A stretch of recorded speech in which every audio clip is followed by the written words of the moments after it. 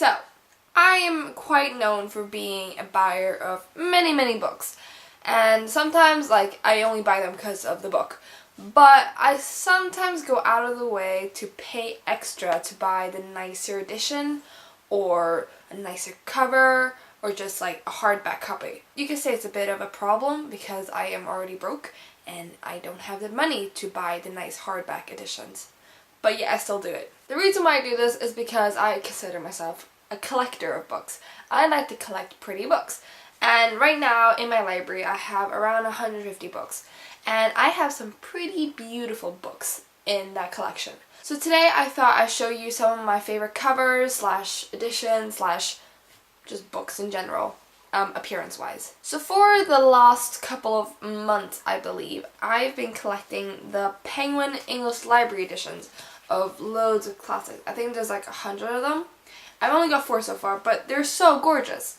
And the way they look together with the spine, it's really pretty. Currently, I have The Picture Dorian Gray by Oscar Wilde, Emma by Jane Austen, The War of the Worlds by H.G. Wells, and Tessa d'Urbervilles by Thomas Hardy. These books are so gorgeous. They all match, they're all so beautiful together, but also the design on the actual covers are really gorgeous. They're this kind of wallpaper thing, and all the illustrations, they represent something in the book. So this is a peacock feather for The Picture Dorian Gray, obviously vain, beauty, and all that. The next book that I want to show you is Eleanor Park by Rainbow Rowell. I love this cover for a number of reasons, mostly because it's so cute. It's Eleanor and Park with their headphones, and it's so adorable, and it represents the book so beautifully, and it's so simplistic, and I personally don't like book covers that are very complicated. I prefer them to be as minimalistic as possible. And this, I think, just does a really good job of saying what the book is about and kind of the theme of the book, but still being really cute and aesthetically pleasing.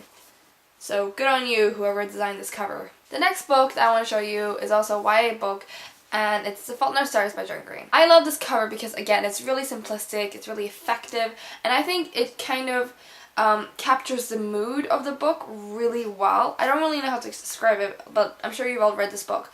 But something about it just kind of says, yeah, that's The Fault in Our Stars to me.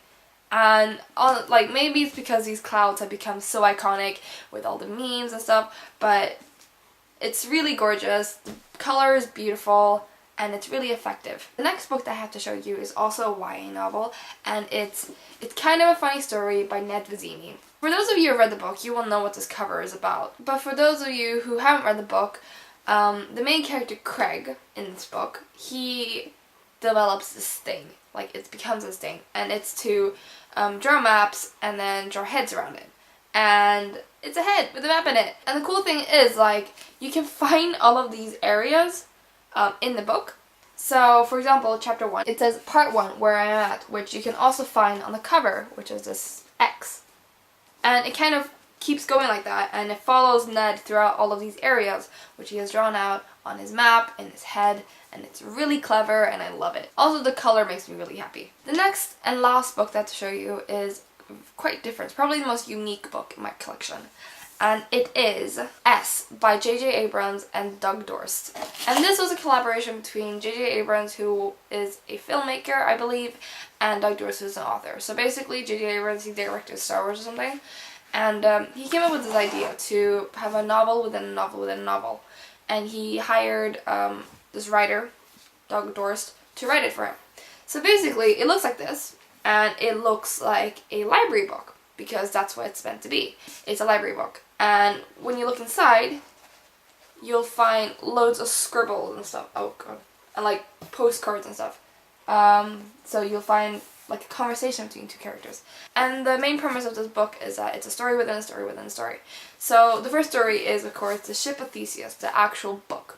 This book reads like a normal book. You can read it without looking at any of the highlights, without any of the words, scribbles, all the inserts. So you can read The Ship of Theseus by V.M. Straka. And the other story is the story between the two characters who are writing in this book. So there are two characters, and they kind of pass the book back and forth between them. So they never actually meet, but they have a conversation through the book. And what these two characters are trying to do is find out what happened to the author, V.M. Straka. And that's the third story, the story of the author. And I haven't gotten around to reading this book yet because I tried and it was really hard because, again, there's so many things going on at once and it's really hard to focus on one thing. But it is a beautiful book and it's so well made, and it's like attention to detail is so gorgeous. There's like little inserts and like there's writing on the postcards and stuff, and it's just really gorgeous. You can tell that there's been a lot of work put into this book with its formatting and how it's set up and stuff, and I really respect that, and it's so beautiful. Like, even if it wasn't old and yellowed and written in, it would still be in a pretty gorgeous cover. This is so cool. If you read this book, please let me know what you think of it and if it's worth trying to read it, because honestly I've been struggling for ages and I just can't seem to get the hang of the rhythm and I can't get into the story, but it's a cool thing to have.